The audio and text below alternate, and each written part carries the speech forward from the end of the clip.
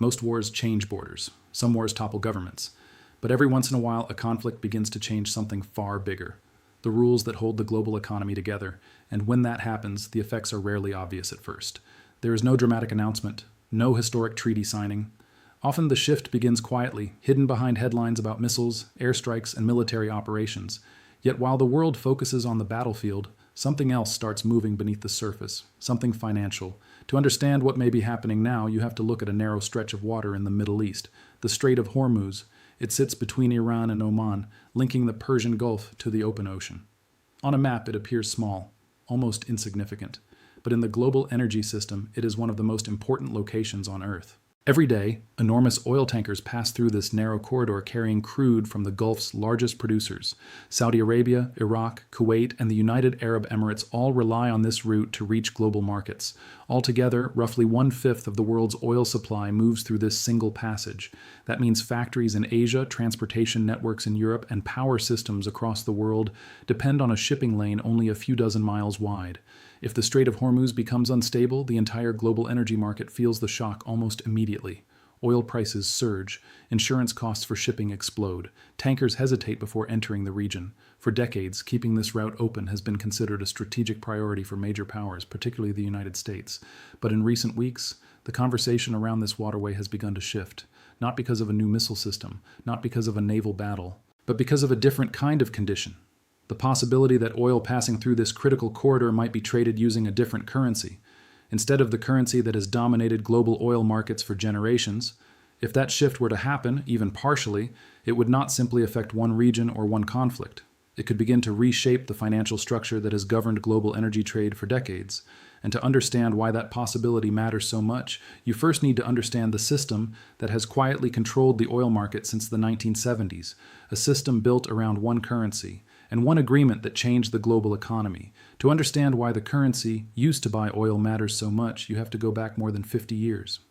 The story begins in the early 1970s, during one of the most turbulent periods in the modern energy market.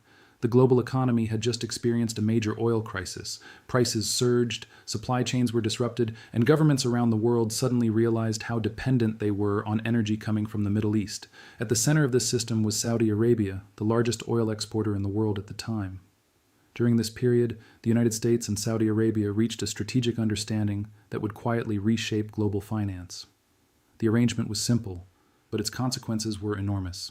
Saudi Arabia would price its oil exports exclusively in US dollars. In return, the United States would provide security guarantees to the kingdom, including military protection and political support.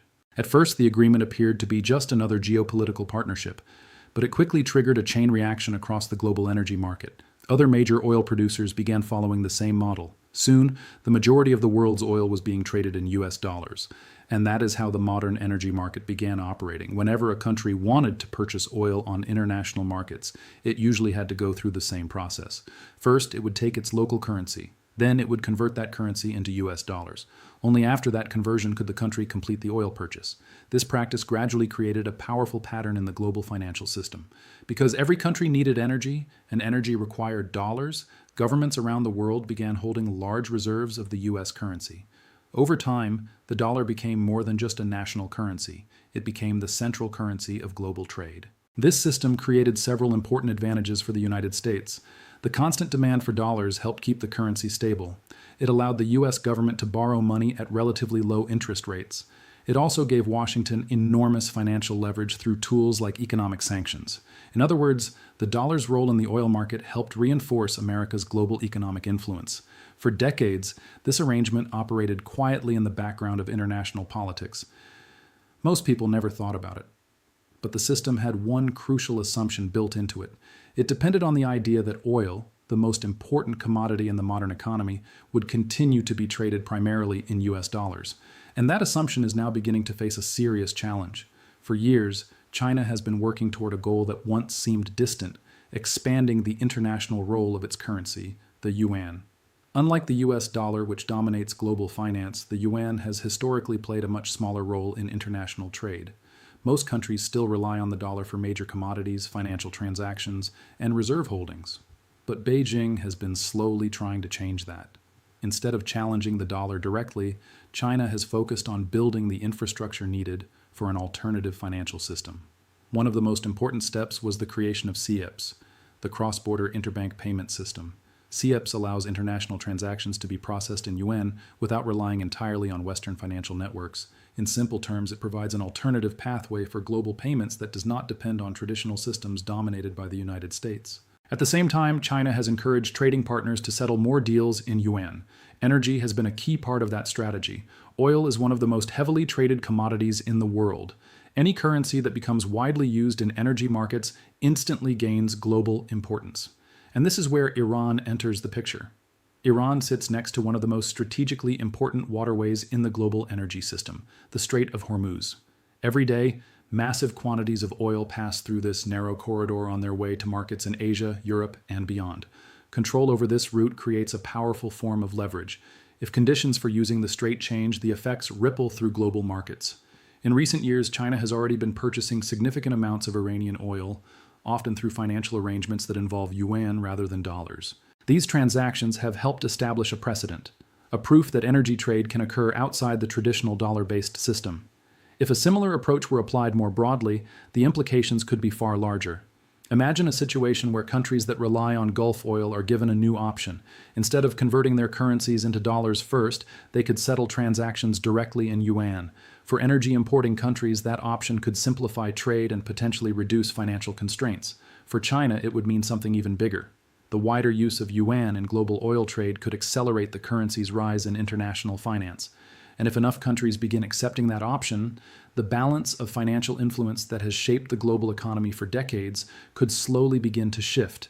If the currency used to buy oil begins to change, the consequences could extend far beyond the energy market.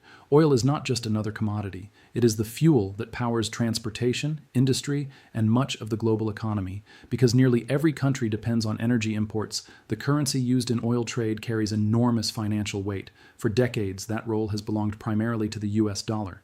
But imagine a different scenario. Suppose more countries begin purchasing oil using yuan instead of dollars. At first, the shift might appear small, a few transactions here, a handful of contracts there, yet even gradual changes can reshape financial systems over time. Countries that rely on imported oil would start adjusting their currency reserves. Instead of holding mostly dollars, central banks might begin storing larger amounts of yuan to secure future energy purchases. That shift in reserves could slowly reduce the structural demand that has supported the dollar for decades. If global demand for dollars declines, the effects could ripple through the broader financial system. The United States has long benefited from the dollar's central role in international trade. Strong global demand for the currency helps stabilize its value and allows the U.S. government to finance debt at relatively favorable interest rates. But if the oil market begins diversifying into other currencies, that advantage could weaken. This does not mean the dollar would suddenly collapse. Financial systems rarely change overnight. Instead, the world could gradually move toward a more multipolar currency environment, where several major currencies share influence rather than one dominating global trade. Such a shift could also reshape geopolitical relationships. Countries facing financial restrictions or sanctions might look for alternative payment systems. Energy producers could explore new pricing strategies. Trade networks might reorganize around different financial centers. In that environment, economic power would become more widely distributed. And this brings us back to the narrow waterway that started the conversation. The Strait of Hormuz has always been a strategic choke point for oil shipments. But if decisions made around that corridor begin influencing the currency used for energy trade, its importance could expand far beyond geography. Because in the modern world, control over resources is only part of the equation. The currency used to buy those resources may be just as important. And if that currency begins to change, the balance of global economic power could begin changing with it.